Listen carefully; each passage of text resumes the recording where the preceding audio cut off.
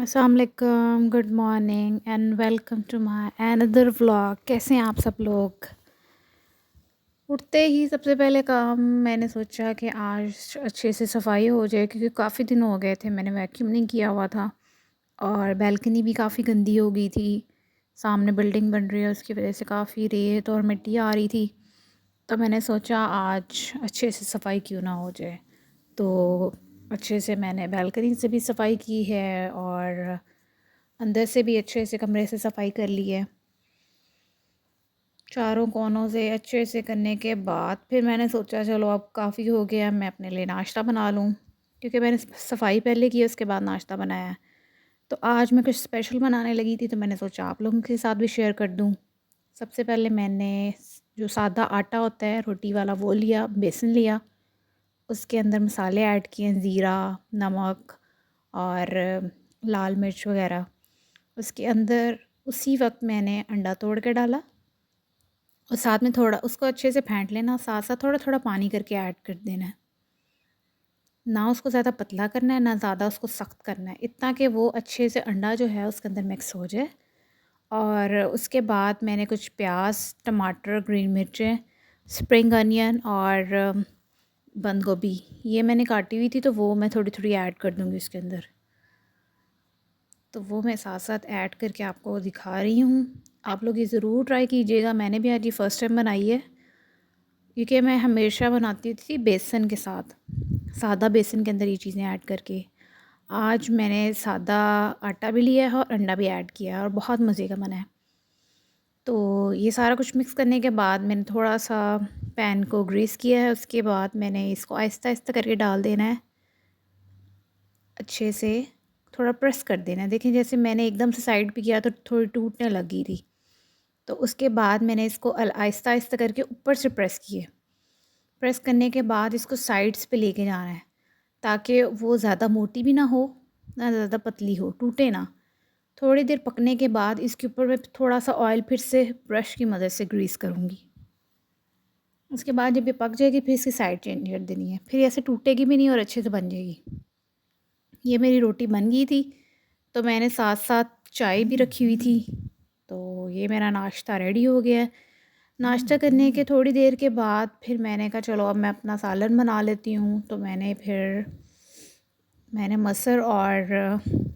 मसरों की दाल और मूंग की दाल दोनों को मिक्स का आज मैंने सोचा बनाऊँ। तो फिर मैंने इसके अंदर कड़ी पत्ता और ग्रीन मिर्चें ऐड की हैं, उसको अच्छे से बॉयल दिया। उसके बाद जो सारे मसाले आम मसाले होते हैं वो ऐड किए हैं, उसको अच्छे से पकाना है। उसके बाद लास्ट में मैं प्याज में पहले ऐड नहीं करती हूँ, मैं लास्ट में ऐड करती हूँ जब तड़का लगाती हूँ। अदरक लहसुन को थोड़ा ज़्यादा ऐड कर दूँगी, मैं ऑलिव ऑयल यूज़ करूँगी। उसके बाद फिर मैं इसके अंदर प्याज वगैरह ऐड करके, क्योंकि सारी चीज़ें टमाटर और ग्रीन मिर्च मैंने पहले ही ऐड कर दी थी। अब इसको अच्छे से ब्राउन करूँगी मैं।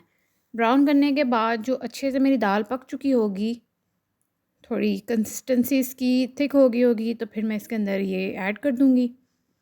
उसके बाद खुश्क जो है मेथी वो ऐड करूँगी, वो हर सालन में मैं डालती हूँ क्योंकि वो मुझे बहुत पसंद है और उसका टेस्ट एक अलग सी खुशबू आती है।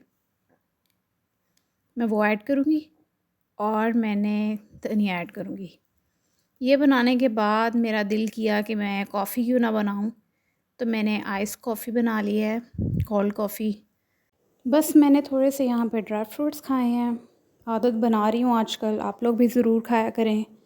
और यहाँ पे हो गया है मगरिब का टाइम और आज तो मेरी बालकनी भी काफ़ी साफ़ सुथरी लग रही है क्योंकि मैंने साफ़ की है। सालन मैंने बना लिया था और मैंने दाल बनाई है, तो मैंने सोचा दाल के साथ तो चावल ही अच्छे लगेंगे, तो इस वजह से मैं चावल बना रही हूँ। चावल मैं सादा नहीं बनाऊँगी, मेरे पास थोड़ा सा चिकन पड़ा हुआ था 1 कप के करीब, तो वो मैं इसके अंदर ऐड कर दूँगी। सबसे पहले मैंने प्याज थोड़े से फ्राई होने रखे हैं, उसके अंदर मैंने 3 ग्रीन मिर्चें ऐड की हैं। अभी थोड़ा सा अच्छे से फ्राई हो जाएगा, मैं प्याज़ों के साथ ही ग्रीन मिर्चों को ऐड कर देती हूँ क्योंकि इसका फ्लेवर और बढ़ जाता है इससे। इसको अच्छे से फ्राई करने के बाद मैं चिकन को फ्राई करूँगी। उसके बाद टमाटर और जो इसके मसाले होते हैं वो ऐड करूँगी। मेरा चैनल अभी तक सब्सक्राइब नहीं किया और वीडियोज़ उन तक पहुँच रही है, तो बराए मेहरबानी चैनल को सब्सक्राइब ज़रूर करें और बेल आइकन दबाएं ताकि जो मेरी जो भी वीडियोस हों, खाने की हों या कुछ भी हो, तो वो आप तक पहुंचती रहे। और कमेंट्स वगैरह भी किया करें, मुझे अच्छा लगेगा। Thank you. चले मैं आगे साथ साथ आपको दिखाती हूँ। ये थोड़े से चिकन प्याज फ्राई हो गए हैं, तो इसके अंदर मैं चिकन ऐड कर दूँगी।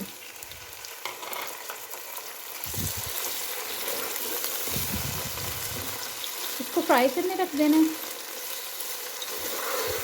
इसका कलर चेंज हो जाएगा तो मैं इसके अंदर टमाटर और ग्रीन मिर्च ऐड कर और वो बाकी मसाले ऐड कर दूँगी। चिकन फ्राई करते हुए साथ ही मैंने 3 कड़ी पत्ता के लीव शामिल कर दिए हैं और 3 ही मैंने लौंग शामिल किया है। लौंग में इसका थोड़ा सा टेस्ट देख के मैं वो बाहर निकाल लूँगी, क्योंकि जो जहाँ जहाँ वो रह जाता है तो उसका एक अजीब सी स्मेल हो जाती है। स्मेल इस सेंस में कि वो थोड़ा सा जिनको नहीं पसंद वो उनको बुरा लगता है, तो इस वजह से वो मैं बाहर निकाल लूँगी।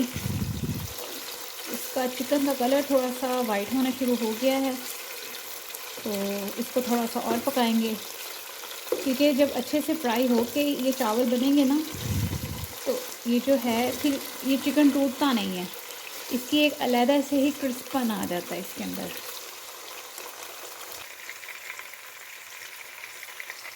यहाँ पे चिकन का कलर थोड़ा थोड़ा ब्राउन होना शुरू हो गया था, तो मैंने इसके अंदर टमाटर ऐड कर दिए हैं। तो अब इनको भी अच्छे से भून लेंगे ताकि टमाटर अच्छे से गल जाए। फिर मैं नमक और बाकी मसाले ऐड कर जीरा पाउडर और चिकन का थोड़ा सा पाउडर, गरम मसाला पाउडर और इसके अंदर खुश्क धनिया, ये सब कुछ ऐड करके इसको थोड़ी देर के लिए दम पे लगा दिया है। दम इस सेंस में कि आहिस्ता सी आग पे रखा है ताकि अच्छे से भूना जा सके। टमाटर वगैरह भी ऐड कर दिया था। अब कुछ देर के बाद मैं इसके अंदर डाल दूँगी पानी ताकि इसकी यखनी बन जाए, फिर मैं इसके अंदर चावल ऐड करूँगी। अब आके मैंने यहाँ पानी ऐड कर दिया था और अब मैं आपको इसको ये देखें दाल और चावल पक चुके हैं। अब मुझे दे इजाज़त। अल्लाह हाफिज़।